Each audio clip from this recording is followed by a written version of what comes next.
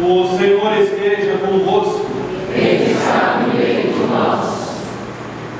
Proclamação do Evangelho de Jesus Cristo, segundo Lucas.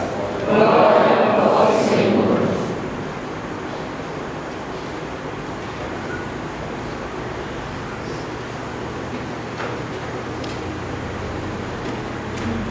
No tempo em que Jesus morou entre nós, ele contou aos discípulos uma parábola para mostrar-lhes a necessidade de rezar sempre e nunca desistir, dizendo: numa cidade havia um juiz que não temia a Deus e não respeitava homem algum. Na mesma cidade havia uma viúva que vinha à procura do juiz pedindo: faze-me justiça contra o meu adversário. Durante muito tempo, o juiz se recusou. Por fim, o juiz pensou: eu não temo a Deus e não respeito homem algum, mas esta viúva já me está aborrecendo. Vou fazer justiça para que ela não venha a agredir-me. E o Senhor acrescentou: escutai o que diz este juiz injusto. E Deus não fará justiça aos seus escolhidos, que dia e noite gritam por ele? Será que vai fazê-los esperar? Eu vos digo que Deus lhes fará justiça bem depressa. Mas o Filho do Homem, quando vier, será que ainda encontrará fé sobre a terra? Palavra da salvação. Glória a vós, Senhor.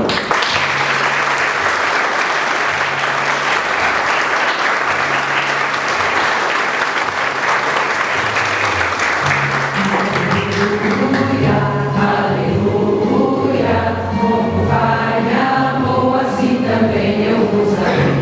Aleluia, aleluia, como sou do Pai, permanecerei em mim. E as palavras do Santo Evangelho. Perdoe os nossos pecados. Amém.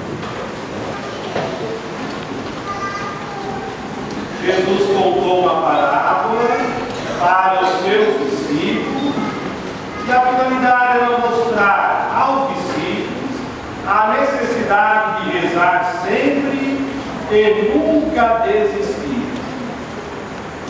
Essa palavra é uma palavra sutil, que nós podemos levar para ir por um caminho que eu acho que Jesus não quis dizer isso.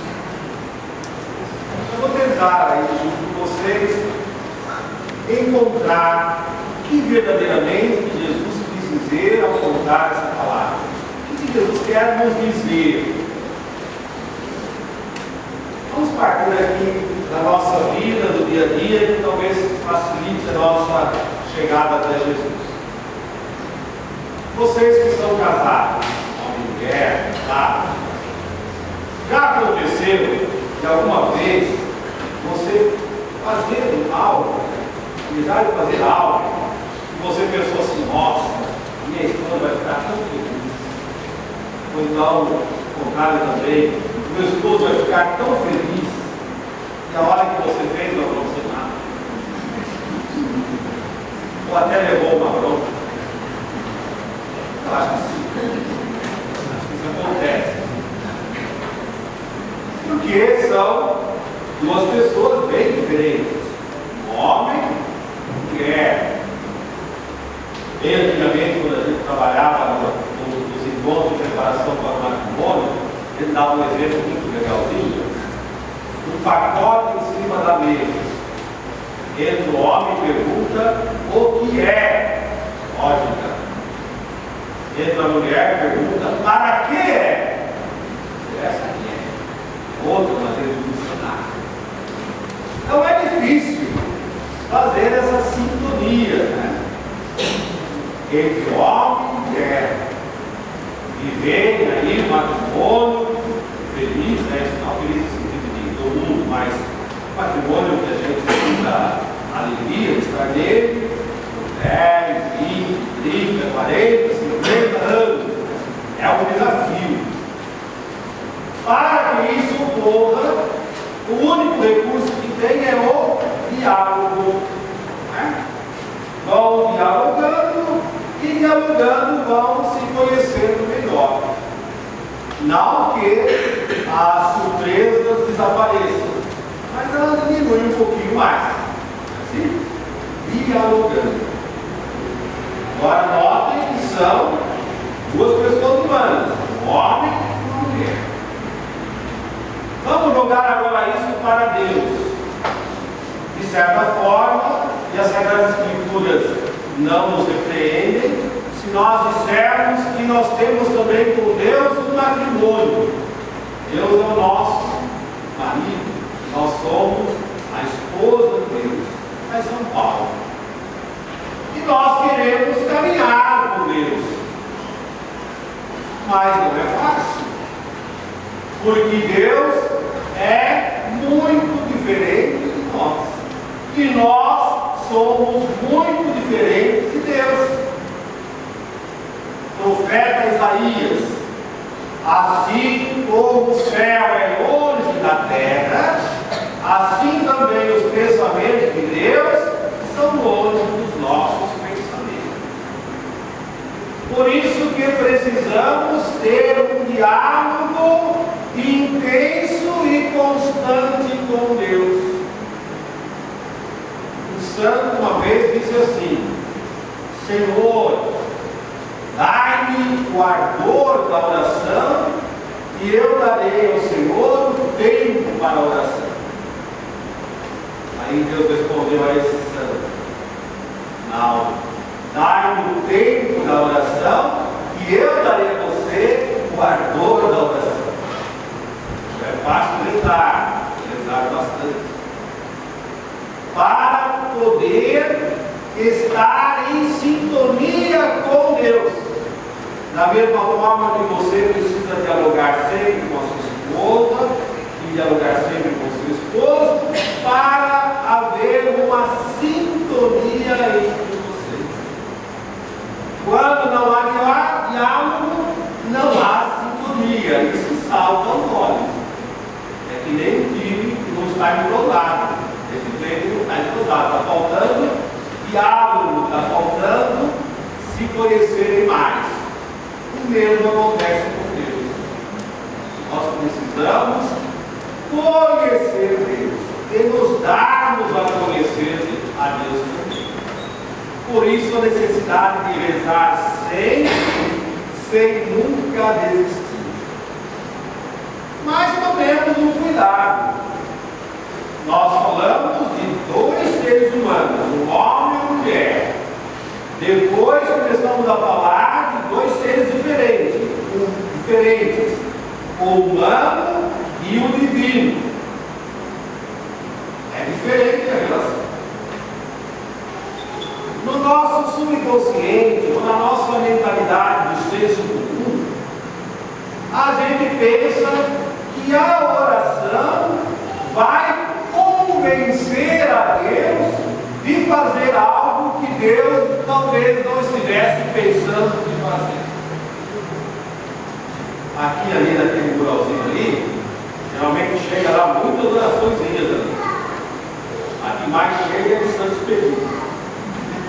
E geralmente essas orações estão assim: olha, você tem que rezar assim, você tem que rezar tantas Ave Marias, tantos Pai Nossos, e depois tem que fazer 2 bilhetes e meio, já tem até o endereço da gráfica, para que Santo Espírito peça ao Pai, e aí o Pai, preciosamente, pressionado pelas suas orações, pressionado pelas suas impressões lá na gráfica, conceda aquilo que você está pedindo.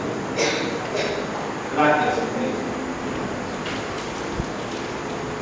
Estamos falando de um homem e de Deus, de uma mulher de Deus. Deus sabe muito bem por onde conduzir as coisas. Nós é que não sabemos por onde que Deus vai conduzir as coisas. E às vezes achamos que sabemos um caminho mais curto. Então, na verdade, quando nós nos relacionamos com Deus através da oração, nós nos expomos a que Deus nos mostre o seu caminho. Essa noite vocês acertaram o relógio? Foram vocês que acertaram o relógio lá com a hora de Brasília? Ou foi Brasília que acertou o relógio com vocês? Vocês que acertaram, né? Teve gente que falou assim: eu não vou acertar uma hora não, vou acertar só 15 minutos. Amanhã vai perder a hora no banco, a hora do ônibus, a hora do foto. Aí virar uma bagunça a vida dele. Nós tivemos que pegar humildemente o nosso reloginho, né? Olhando para o relógio de Brasília e acertar o horário. Ficar acertados com Brasília, porque Brasília é maior do que nós. Isso é oração. Não é Deus que acerta o relógio para gente. Somos nós que acertamos o relógio com Deus. Porque Deus é santo, Deus sabe o que faz. Vamos dar um outro exemplo assim na casa da gente. Vocês têm criança em casa. Às vezes vocês decidem assim: não, domingo nós vamos em tal lugar, vamos fazer tal coisa, vamos fazer tal coisa. Tem criança que não quer fazer. Não, eu tenho outra programação, eu vou fazer outra coisa. E a criança precisa entrar em diálogo com você, até que ela se convença de que você sabe para onde vai. Afinal de contas, o pai é você, a mãe é você. Às vezes a criança fica com bico, vai brava, não fala com ninguém, né? Agora leva o aparelhinho lá, fica lá, conversa com ninguém. Não, você não liga. Você sabe por onde você está conduzindo as coisas. Se a criança quiser conversar com você e entender por que você está fazendo daquele jeito, você está aberto ao diálogo. Se não quiser, fica bicuda, fica brava. Deus.